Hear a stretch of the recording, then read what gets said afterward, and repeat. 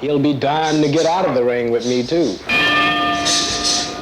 Cassius Clay, the champ, arrogant, boastful, sometimes hysterical. I have so much on my mind, as you have been reading.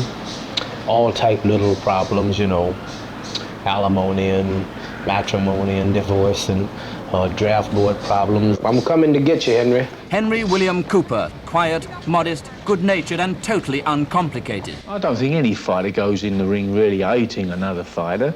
No, I just go in there thinking it's a job of work to do, right? And after I'm through beating him, I think he'll have to join the Beatles and be a singer.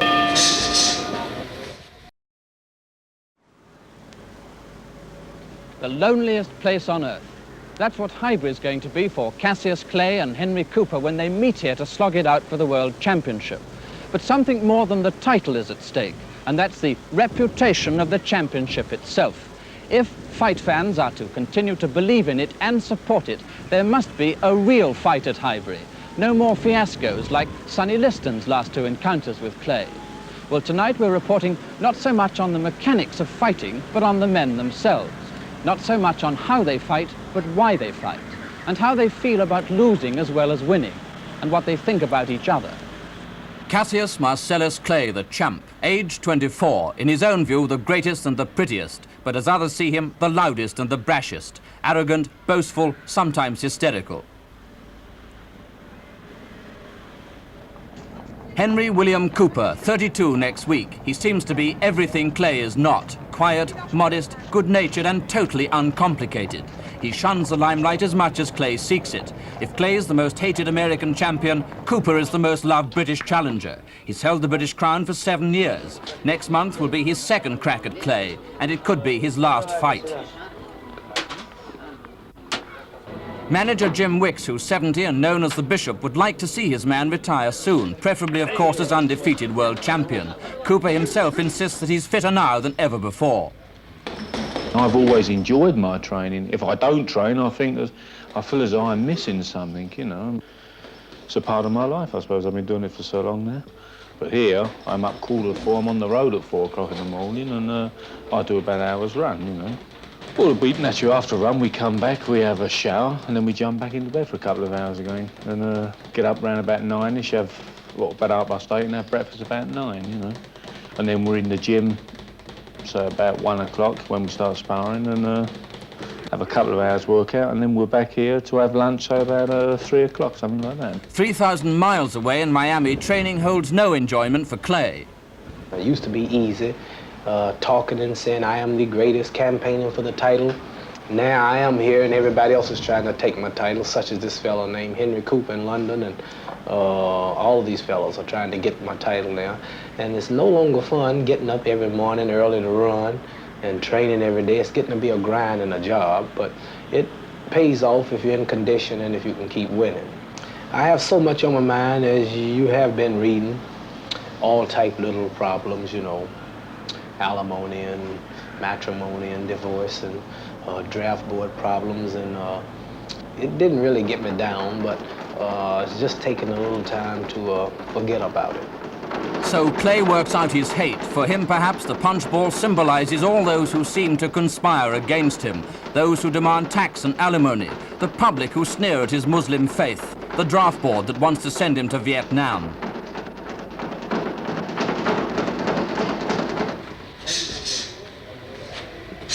Cooper's training is uncluttered by personal problems of that sort, but he has others to contend with against a man who's 8 years younger, faster, and has the advantage of height and reach.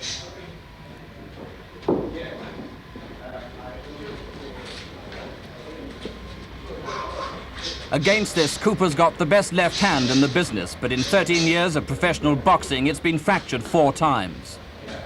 But no signs of wear and tear on Clay. He turned professional 6 years ago, becoming at the same time a Muslim and taking the name Muhammad Ali.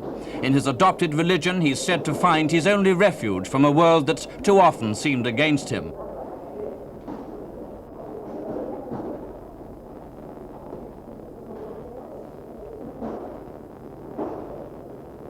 His father once told him, "You'll never be rich, look at the color of your skin." But if he's fought for riches, he seems reluctant to fight for American beliefs in Vietnam. He wasn't even prepared to discuss why with Peter Woods. Well, I'm not saying nothing about that. I don't want to say nothing.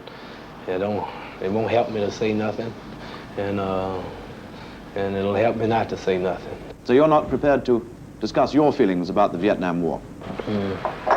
But let's turn away from that subject, but more to the subject for which you're better known. A lot of people tend to think of you as being bombastic, the showman of boxing. How much of this is an act and how much of it really is you? Well, all the talk, like for an example, the last time I fought Henry Cooper, I was saying that he must fall in round 5, and that's no jive. Little rhymes, I am the greatest, I am the king. The things that I was doing, they were only campaigning to the title.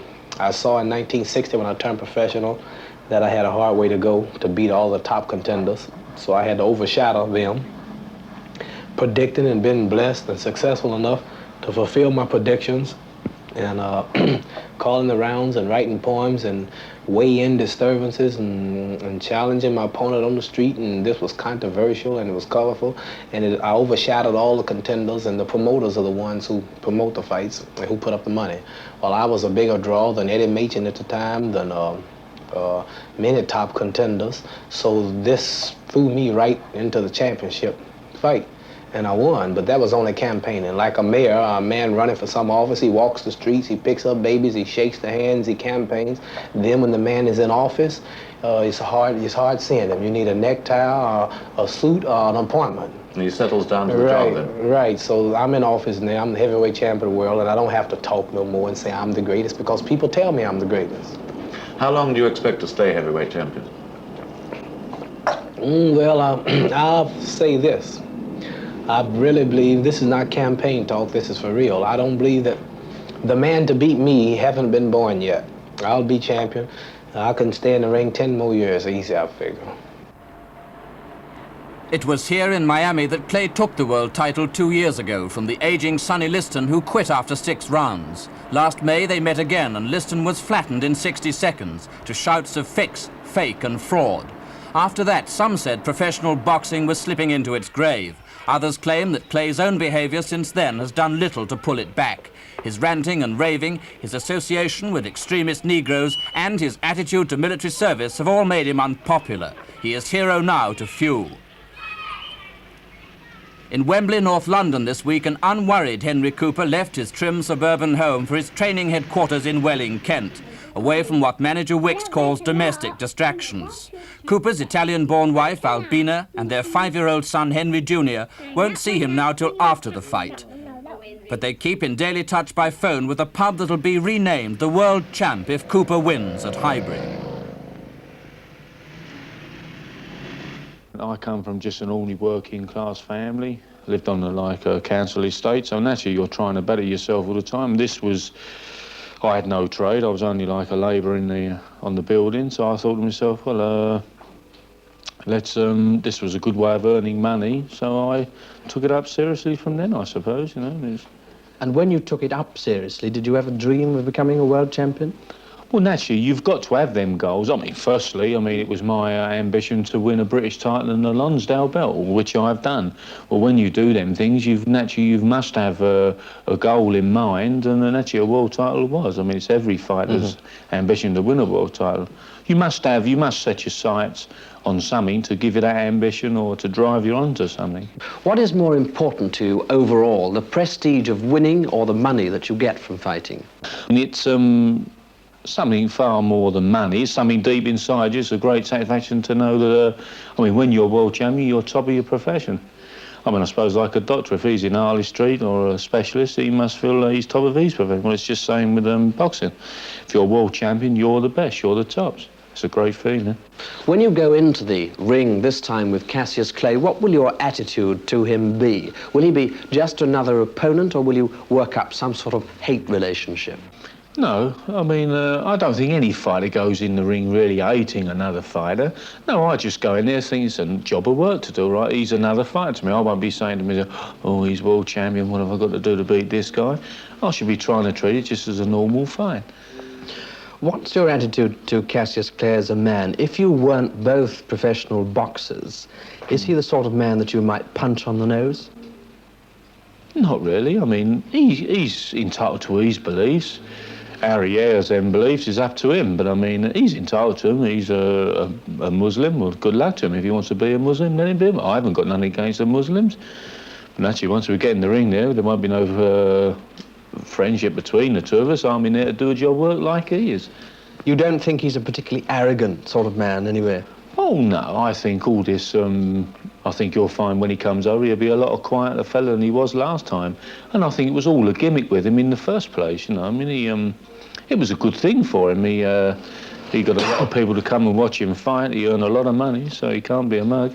Why has your wife so far refused to watch or listen to any of your fights? And she doesn't like boxing. There's no good saying she does. She just doesn't like boxing. She won't enjoy it when she comes, but I've talked her into it more or less. But I mean, she won't enjoy it.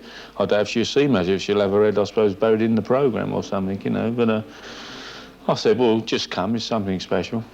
You think she feels almost as much pain as you might do when you get a clout? Oh, I think she feels more than I do, because I don't feel it when I'm in the ring there. But I'd just like her to be there to see me win the title, you know. Has she ever directly asked you to give up the fight game? No, oh no, my wife's always been very good in that respect. She's always encouraged me, though she hates boxing and she doesn't like it at all. But I mean, she's always encouraged me. She's never asked me to retire or don't have this fight or that fight. So she's been very good about it. Why have you never watched or listened before to any of his fights? Well, especially being my own and being his wife. I mean, how can I say?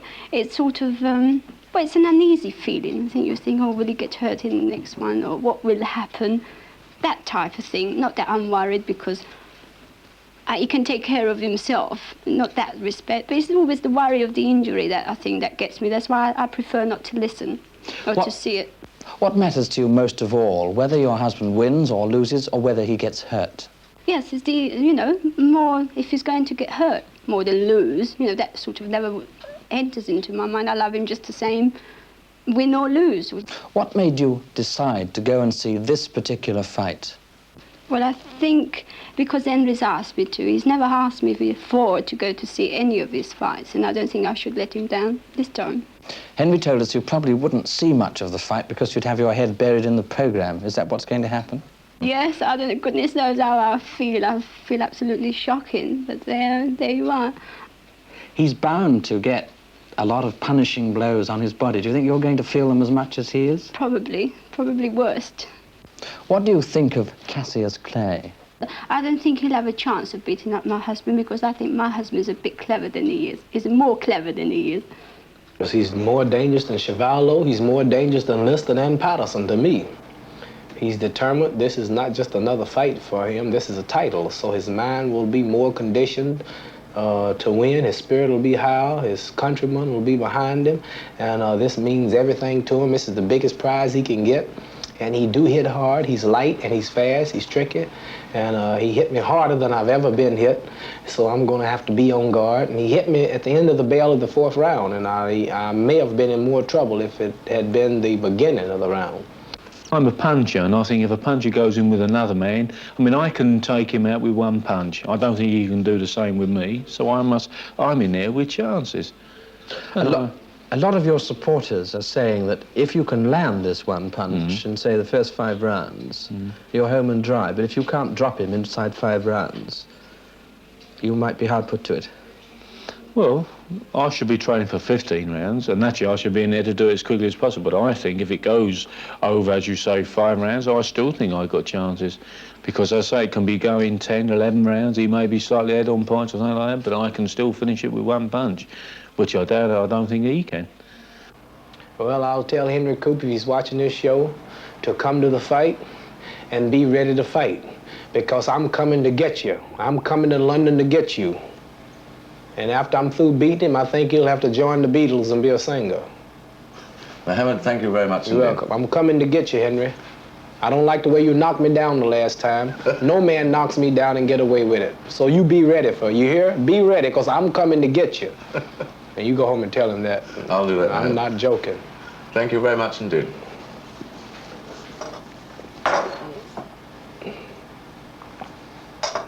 Yeah, I'm gonna get him. Knocking me down. I read some in the paper where he's dying to get in the ring with me again. Well, he'll get his chance. Can you imagine him dying to get in the ring with me? You used to predict the round before, when in your showman type days. Do you still do that? He'll be dying to get out of the ring with me too.